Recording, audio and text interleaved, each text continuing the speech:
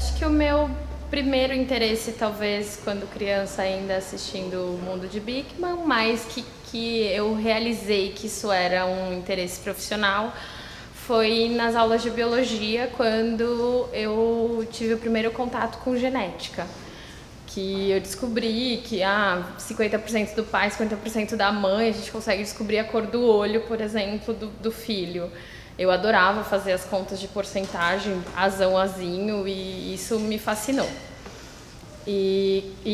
Nessa época eu tinha uma professora de biologia que era muito encantadora mesmo, ela, né, levava os assuntos de uma forma lúdica, interessante, e isso foi o que me chamou a primeira atenção.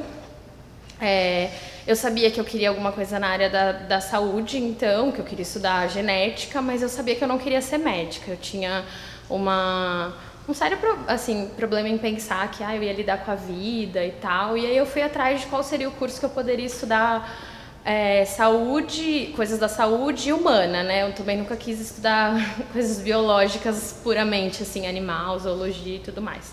Ainda mais quando eu tive mais contato com esses assuntos no cursinho. E aí eu cheguei a fazer um teste vocacional e a minha primeira opção foi biomedicina mesmo, e aí eu fechei para isso e foi o único curso que eu prestei.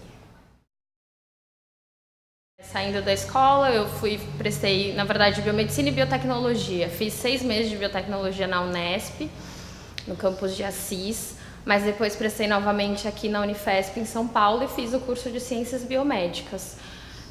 Eu sou formada desde 2010 e lá mesmo o curso tem uma formação muito de área básica, voltado para pesquisa, né? A gente já entende lá no primeiro momento que a gente é um profissional voltado para pesquisa e para docência. E então eu fiz a pós-graduação lá também, fiz o mestrado, e faz um ano que eu defendi meu mestrado, e eu vim para cá inicialmente para procurar uma vaga para continuar a pós-graduação, né, para o doutorado. Mas no meio do caminho surgiu uma vaga, né, no quadro profissional do hospital, e hoje aqui eu sou técnica científica. Eu fui contratada para uma pesquisa que é custeada por uma indústria farmacêutica, né, pela Pfizer. Aqui o centro, a Camargo, acho que é a primeira pesquisa nesse estilo em que a gente é o laboratório central. Então a gente recebe amostras coletadas em outros centros de recrutamento de pacientes, inclusive aqui é um centro que recruta, e a gente recebe essas amostras e a gente faz sequenciamento de nova geração.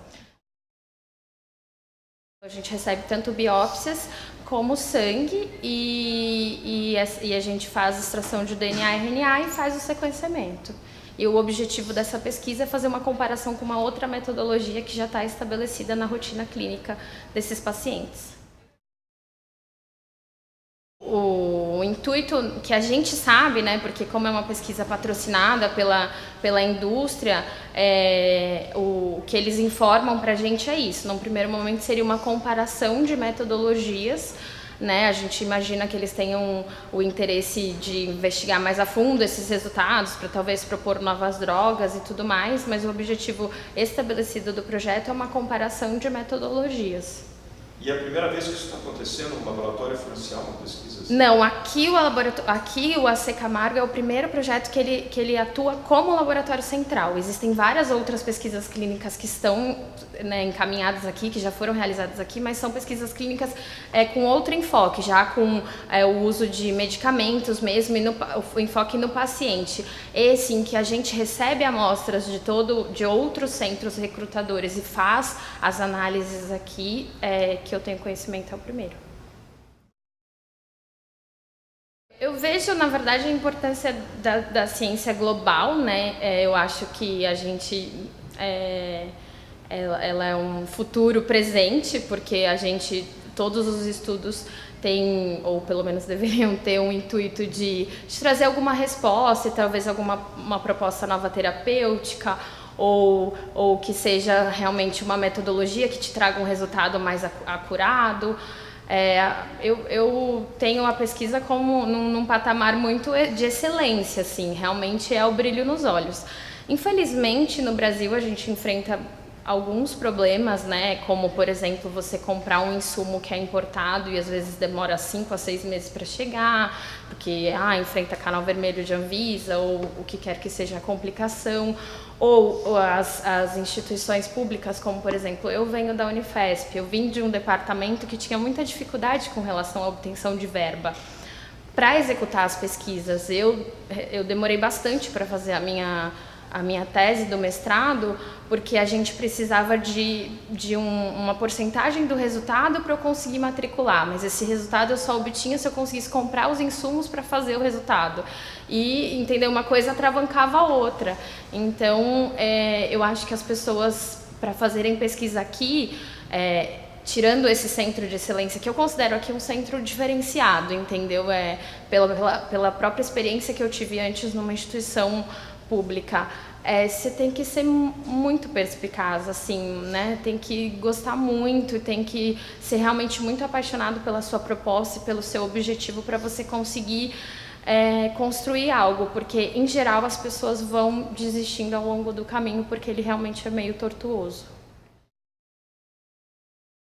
Olha, eu acho que dentro dos assuntos técnicos mesmos, eu fui influenciada já na graduação e tendo contato com as leituras técnicas de artigos relacionados aos assuntos que eu me interesso.